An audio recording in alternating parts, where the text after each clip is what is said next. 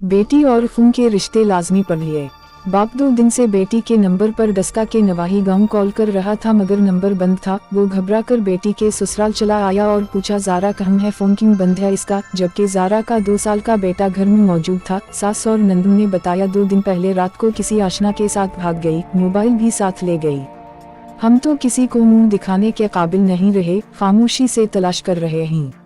बाप को यकीन न आया। 4 साल पहले उसने बहुत चाव से उसका रिश्ता इसकी खाला सुगरी के बेटे कदीर से किया और वो दोनों बहुत खुश थे। हम सगी खाला इससे अक्सर नालन रहती थी मगर वो फिर भी बेटी को निभा और सब्र की तलकीन करता रहा।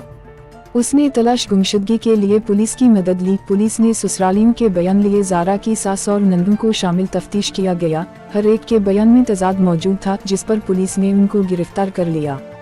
इन्होंने इंकिशाफ किया कि ज़ारा भागी नहीं बल्कि नवंबर 11 की रात इन्होंने इसको मारकर फेंक दिया था और इसके शौहर को भी यही बताया कि वो किसी से राब्ते में थी और घर से निकल गई। जबकि ज़ारा 7 माह की हामिला थी। इसके साथ नन्ही जान भी मारी गई।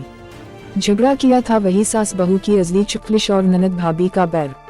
ज़ारा की 5 ननदें थीं और कदीर उनका इकलौता भाई और इन्होंने खुद ज़ारा का रिश्ता मांगा और अपने हाथों से रुखसत करके घर लाई। झगड़ा पैसे का था। उनका ख्याल था उनका बेटा सारा खर्च बहू के हाथ रखता है जबकि इसे सब कुछ मुँह बहन को देना चाहिए, वो खुद ज़ारा को दी। इन्हीं झगड़ों से तंगा कर कदीर उसे इटली भी ले गया और कुछ माह पहले ससुराल छोड़ गया।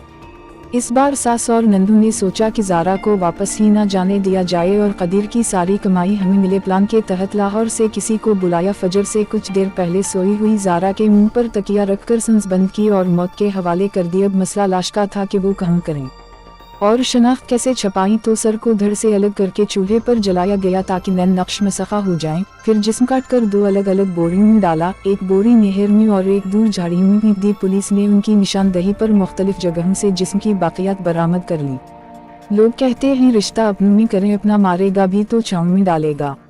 यहाँ तो छाँव में भी नहीं डाला गया और फिर अपना हो तो मारे ही क्यों।